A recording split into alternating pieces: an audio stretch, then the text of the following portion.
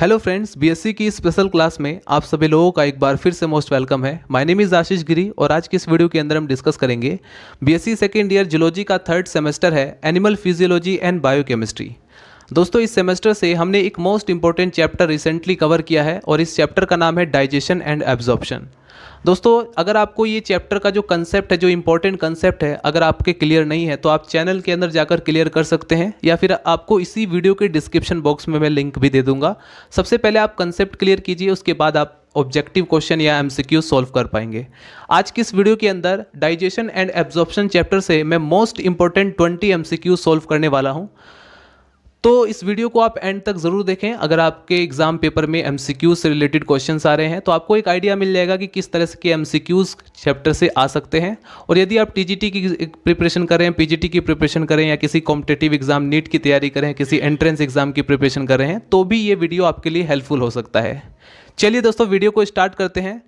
पिछली वीडियोस के अंदर जिसमें मैंने प्लांट फिजियोलॉजी से रिलेटेड इंपॉर्टेंट एमसीक्यूज़ को अपलोड किया, वहाँ पर मैंने आपको कुछ रूल्स बताए थे कि जब भी आप किसी ऑब्जेक्टिव क्वेश्चंस को या एमसीक्यूज़ को सोल्व करने की कोशिश करते हैं तो सबसे पहले कुछ रूल्स होते हैं जिसे आपको फॉलो करना होगा। पहला रूल यह है कि क्वेश्चंस को ध्यान से पढ़ना है कि क्वेश्चन में आपसे पूछा गया क्या है। दूसरा जो रूल है वो ये है कि आपको आंसर भी देखना है ध्यान से कि क्या क्या ऑप्शंस में आपको दिया गया है, तब जाकर के आप जज करेंगे। ठीक है, यानी कि सिर्फ क्वेश्चंस के बेस पर ही जज नहीं करना है, आंसर भी ध्यान से एक बार पढ़ना है। जो हमारा मेन टाइम है वो इन्हीं में लगना चाहिए, इन्हीं में स्पेंड होना चाहिए। तो जैसे कि यहाँ पर पहला क्वेश्चन है, emulsification of fat will not occur in the absence of. Answer क्या है हमारे पास, ऑप्शन क्या दिए गए हैं, 4 ऑप्शन है, lipase, bile pigments, bile salts, pancreatic juice. तो सही आंसर क्या होगा, क्योंकि क्वेश्चन कहता है कि क्वेश्चन के हिसाब से इन चारों ऑप्शन में से एक ऐसा ऑप्शन है, एक ऐसी चीज़ है जिसकी वजह से फैट का इमल्सिफिकेशन पॉसिबल नहीं है। तो वो कौन सा है?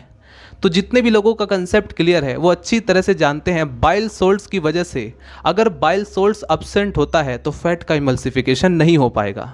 ठीक है, तो सही आंसर क्या होगा इसका, सी। अगर बाइल सोल्ट्स नहीं प्रेजेंट हुआ या एब्सेंट हो गया तो फैट का इमल्सिफिकेशन नहीं हो सकता। तो बाइल सोल्ट्स बेसिकली है क्या, एक वाटरी ग्रीनिश फ्लूइड है जिसमें बाइल सोल्ट्स के अंदर फैट को डाइजेस्ट करने वाले, इसको इमल्सिफाई करने वाले एक तरीके से प्रोडक्ट्स होते हैं। ठीक है, तो ये करेगा क्या, बाइल सोल्ट्स ये फैट को इमल्सिफाई करेगा। कैसे करेगा, ये जो फैट के जो बड़े बड़े फैट ड्रॉपलेट्स होते हैं उनको ये स्मॉल ड्रॉपलेट्स में कन्वर्ट कर देता है। ठीक है, यानी कि इसकी कॉम्प्लेक्स यूनिट को थोड़ा सा सिंपलेस्ट यूनिट में कन्वर्ट कर देता है। ये एक तरीके से डिटर्जेंट की तरह वर्क करता है।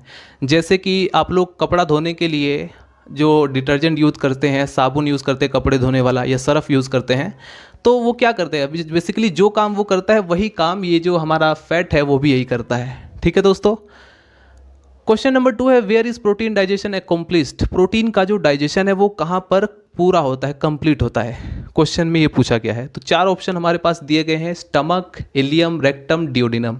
सही आंसर क्या हो सकता है, सही आंसर इसका दोस्तों बी, इलियम। ये जो इलियम है ये स्मॉल इंटेस्टाइन का लास्ट पार्ट होता है। ठीक है, हमारे जो स्मॉल इंटेस्टाइन है इसका लास्ट पार्ट होता है जिसके अंदर एंजाइम्स होते हैं। इस प्रोटीन का जो फाइनल डाइजेशन होता है उस डाइजेशन से रिलेटेड एंजाइम्स होते हैं इसके अंदर। ठीक है, जो कि प्रोटीन का फाइनल डाइजेशन करते हैं, और कार्बोहाइड्रेट्स का भी फाइनल डाइजेशन यहीं पर होता है। ठीक है, तो अगर प्रोटीन या कार्बोहाइड्रेट्स दो जो भी पूछा जाए तो आपको लगाना होगा इलियम। ठीक है दोस्तों, क्वेश्चन नंबर 3 है, पेनक्रियाज प्रोडक्ट। यानी कि देखिए 4 ऑप्शन हमारे पास दिए गए हैं। जितने भी लोगों ने पेनक्रियाज के बारे में अच्छे से पढ़ा है, इसके हार्मोन्स और एंजाइम्स के बारे में पढ़ा है, वो पहले ध्यान से देखेंगे। क्वेश्चन में सिर्फ इतना दिया गया है आपसे, पेनक्रियाज प्रोडक्ट, यानी एक हिंट दिया गया है, इन चारों में से आपको लगाना है। क्या दिया गया है, किससे रिलेटेड, एंजाइम्स और हार्मोन से रिलेटेड। यानी यहाँ पर 3 डाइजेस्टिव एंजाइम, 1 हार्मोन। यानी इसमें इसके अकॉर्डिंग अगर ऑप्शन ए सही होगा तो इसका मतलब क्या होगा कि पेनक्रियाज के अंदर 3 डाइजेस्टिव एंजाइम है और 1 हार्मोन है। क्या ये बात सही है? नहीं, ये बात गलत है। 3 डाइजेस्टिव एंजाइम तो होते हैं लेकिन 2 हार्मोन भी होते हैं। ठीक है दोस्तों, प्रोटीन को पचाने वाले 3 एंजाइम्स होते हैं। तो इसमें सही आंसर कौन सा होगा? जिसको नहीं पता है या जिसने पेनक्रियाज के बारे में नहीं पढ़ा होगा तो वो बेसिकली कैसे आइडिया लगाएगा, वो लगाएगा भाई यहाँ पर 3 यानी 3 बार 3 है, यानी कि इन तीनों में से ही एक हो सकता है। तो वो इस एक तरीके से इसको तो हटा देगा वो, सोचेगा चलो इसको तो हटा देते हैं, अब इन तीनों में से आंसर हो सकता है। फिर उसके बाद वो ध्यान से देखेगा इन तीनों को, तो अगर उसे ज़रा सा भी याद है कि पेनक्रियास से भी हार्मोन्स निकलते हैं तो वो क्या करेगा, इसको स्किप कर देगा, इसको भी हटा देगा, क्योंकि यहाँ पर लिखा हुआ है नो हार्मोन। उसके बाद देखेगा ऑप्शन ए और बी, ऑप्शन ए और बी में से वो एक ना एक सेलेक्ट करेगा। सही आंसर है दोस्तों इसका बी, ठीक है। यानी कि पेनक्रियाज के अंदर 3 डाइजेस्टिव एंजाइम प्रोटीन को पचाने वाले ट्रिप्सिनोजन, काइमोट्रिप्सिन, कार्बोक्सीपेप्टाइडेसिस, मतलब ये 3 डाइजेस्टिव एंजाइम्स होते हैं।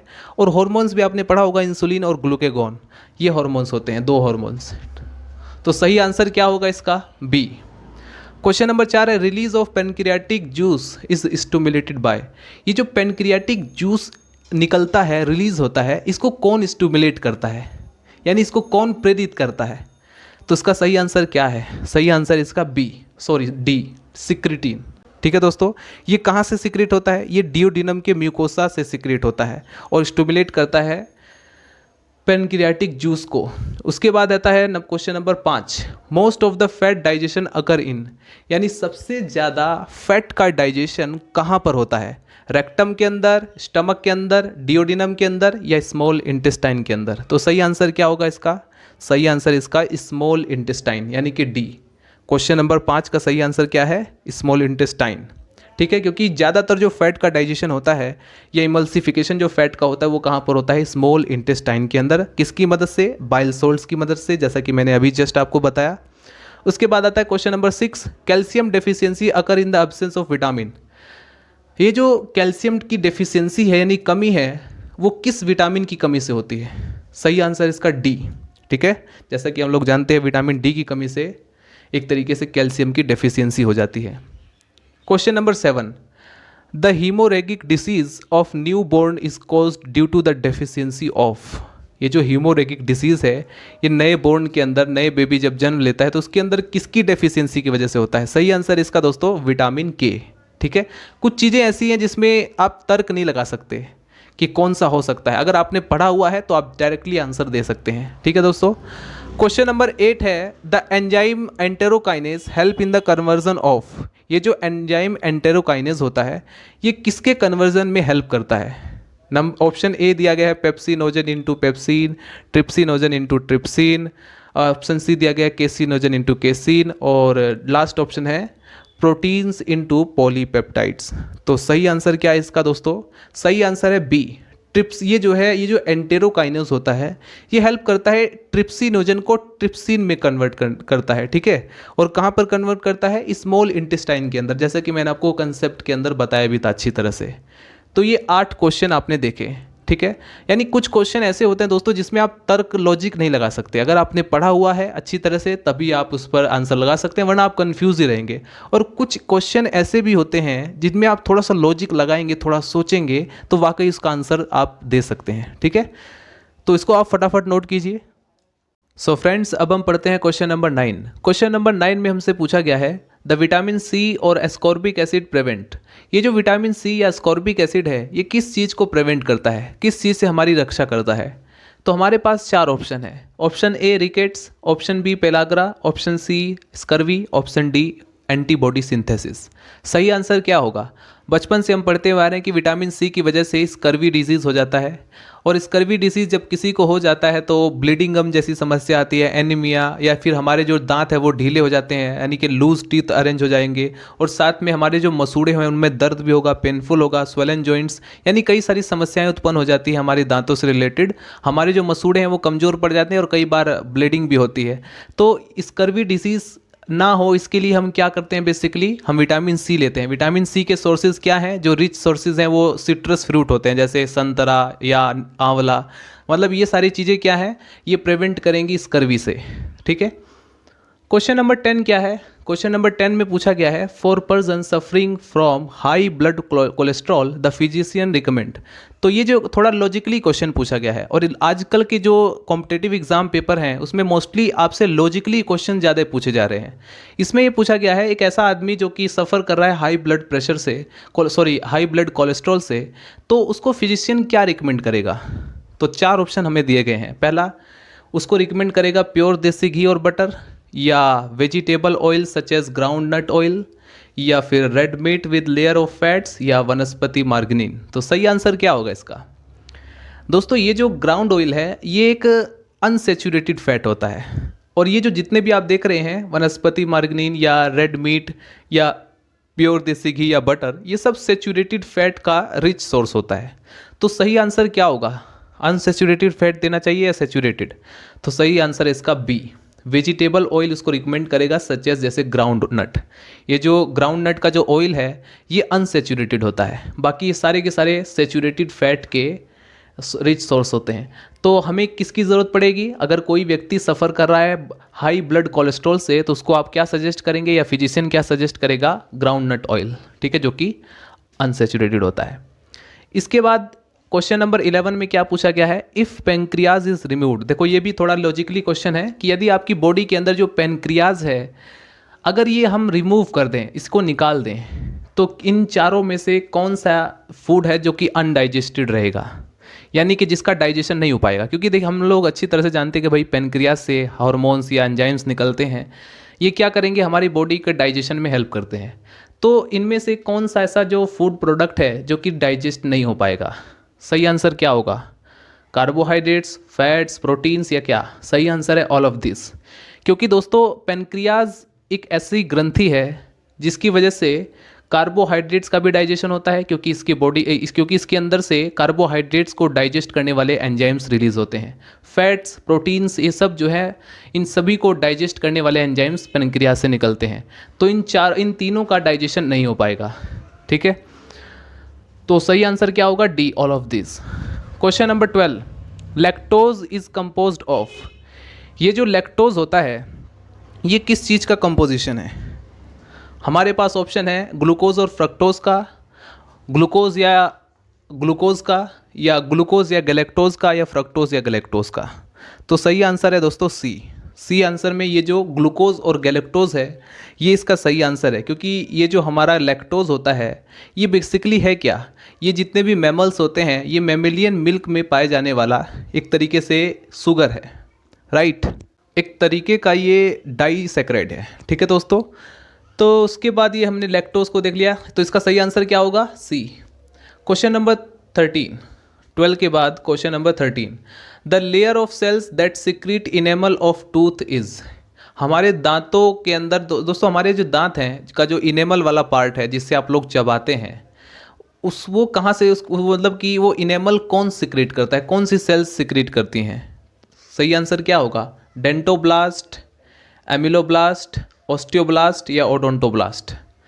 तो इसका सही आंसर है दोस्तों ओडोंटोब्लास्ट, ठीक है। उसके बाद क्वेश्चन नंबर 14 है, which part of the body secrete the hormone सिक्रिटीन।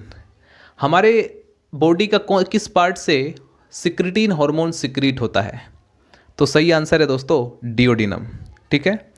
ये जो सिक्रिटीन हार्मोन होता है ये एक पॉलीपेप्टाइड हार्मोन है, और ये जो डिओडिनम है इसकी म्यूकोसा से सिक्रिटीन का सिक्रेशन होता है, जैसा कि जस्ट मैंने अभी इससे पहले बताया था। क्वेश्चन नंबर 15 में which of the following is mismatched. इस तरह से भी क्वेश्चंस एग्जाम पेपर में पूछे जाते हैं कि इन सभी में से कौन सा मिसमैच है, यानी 3 ऐसे हैं जो कि मैच हैं लेकिन एक ऐसा है जो कि मिसमैच है। तो देखिए पहला ऑप्शन है विटामिन के बेरी बेरी से रिलेट करता है, विटामिन डी जो है वो रिकेट से रिलेट करता है, विटामिन सी स्कर्वी से, और विटामिन ए ज़ीरोफ्थैल्मिया। तो स्टूडेंट सबसे ज़्यादा कंफ्यूज कहाँ पर होगा मैं आपको बताता हूँ। उसे पता है भाई विटामिन डी रिकेट्स ये तो जनरली याद रहता है सबको, विटामिन सी स्कर्वी ये भी जनरली याद होता है, वो यहाँ पर कंफ्यूज हो जाएगा, ठीक है। मोस्टली तो वैसे तो सब जानते हैं भाई विटामिन के का बेरी बेरी से कोई रिलेशन नहीं है, विटामिन B1 की वजह से बेरी बेरी रोग हो जाता है, तो एकदम से ए आंसर लगा लेंगे, लेकिन जो कन्फ्यूज़ होगा वो इन्हीं बीच कन्फ्यूज़ हो जाएगा, विटामिन ए का ज़ीरोफ्थैल्मिया। तो ये तो सही आंसर है, लेकिन एक ही गलत है, एक ही मिसमैच है जो कि ए है, जिसमें दिखाया गया कि विटामिन के बेरी बेरी से रिलेट करता है, तो ये गलत है, क्योंकि बेरी बेरी जो रिलेट करता है विटामिन B1 की कमी से होता है, ठीक है। तो उसको फटाफट नोट कीजिए। तो चलिए दोस्तों फाइनली फटाफट कवर करते हैं बचे हुए क्वेश्चंस को। क्वेश्चन नंबर 16 में क्या पूछा गया है? The enzymes that is not present in the succus entericus. यानी यहाँ पर हमारे पास 4 ऑप्शन दिए गए हैं। इन चारों ऑप्शंस में 4 एंजाइम्स के नाम हैं। इनमें से एक ऐसा एंजाइम है जो कि सक्कस एंट्रिकस का एंजाइम नहीं है। आपका क्वेश्चन होगा कि सक्कस एंट्रिकस है क्या? तो जिनका कंसेप्ट क्लियर है वो अच्छी तरह से जानते हैं। ये जो सक्कस एंट्रिकस होता है ये एक इंटेस्टाइनल डाइजेस्टिव जूस है जिसमें एंजाइम्स की काफ़ी सारी वैरायटीज़ पाई जाती हैं। तो उस एंजाइम की वैरायटीज़ के अंदर माल्टेज भी होता है, न्यूक्लियोसाइडेज भी होता है, लाइपेज भी होता है, बट न्यूक्लियसिस नहीं होता। न्यूक्लियसिस ये एंजाइम दोस्तों ये सक्कस एंट्रिकस का पार्ट नहीं है। तो सही आंसर क्या होगा? बी। क्योंकि ये जो न्यूक्लियसिस एंजाइम है ये पेनक्रियाटिक जूस से सिक्रेट होता है। ठीक है, कहाँ से? ये पेनक्रियास से सिक्रेट होता है और पेनक्रियास के जो पेनक्रियाटिक जूस है उसका ये पार्ट होता है न्यूक्लियसिस। और इसका काम क्या है? ये न्यूक्लिक एसिड को ब्रेक डाउन करता है न्यूक्लियोटाइड में। ठीक है दोस्तों, क्वेश्चन नंबर 17 में पूछा गया है the initial steps in the digestion of milk in human is carried out by. जब आप दूध पीते हैं तो दूध को हम यानी ह्यूमन जब कोई भी ह्यूमन मिल्क पीता है तो उसके डाइजेशन का जो फर्स्ट स्टेप है वो कौन सा एंजाइम्स कंप्लीट करता है? ठीक है, यानी कि initial step lipase, trypsin, rennin, pepsin. तो सही आंसर है पेप्सिन। ठीक है, आंसर ये डी जो है वो सही है। क्वेश्चन नंबर 18 है the stomach gastric acid is secreted by. हमारा जो स्टमक है, इन द स्टमक हमारे पेट में ये जो गैस्ट्रिक एसिड है ये कहाँ से सिक्रेट होता है? तो गैस्ट्रिक एसिड गैस्ट्रिक ग्लैंड से सिक्रेट होता है। गैस्ट्रिक ग्लैंड के अंदर होती हैं पैराइटल सेल्स और इन्हीं पैराइटल सेल्स से सिक्रेट होता है गैस्ट्रिक एसिड HCl, राइट। तो सही आंसर क्या होगा? ए, पैराइटल सेल्स। ठीक है, बाकी ये जो पेप्टिक सेल्स है, एसिडिक सेल्स है, गैस्ट्रीन या सिक्रीशन सेल्स, इनसे नहीं होता। सही आंसर क्या होगा? Parietal cells. तो ए सही। Question number 19 which one is correctly match. In 4 options में से कौन सा ऐसा है जो कि करेक्टली तरीके से मैच है? Vitamin E tocopherol, vitamin D riboflavin, vitamin B calciferol, vitamin A thiamine. तो विटामिन ए थायमिन ये तो बी का है, कैल्सीफेरॉल ये तो डी का है। सही आंसर होगा क्या? सही आंसर होगा विटामिन ई टोकोफेरॉल। ठीक है दोस्तों, लास्ट क्वेश्चन है 20 ए पेशेंस इज जनरली। देखिए ये क्वेश्चन फिर दोबारा से लॉजिकली पूछा गया है और जब भी आपसे कोई लॉजिकली क्वेश्चन पूछा जाए तो ध्यान रखना, बिल्कुल ध्यान से उसको पढ़ना है। ठीक है, क्योंकि इसमें आपसे अलग अलग से तरीके से बना करके क्वेश्चन पूछे जाते हैं। A patient is generally advise to specially consume more meet.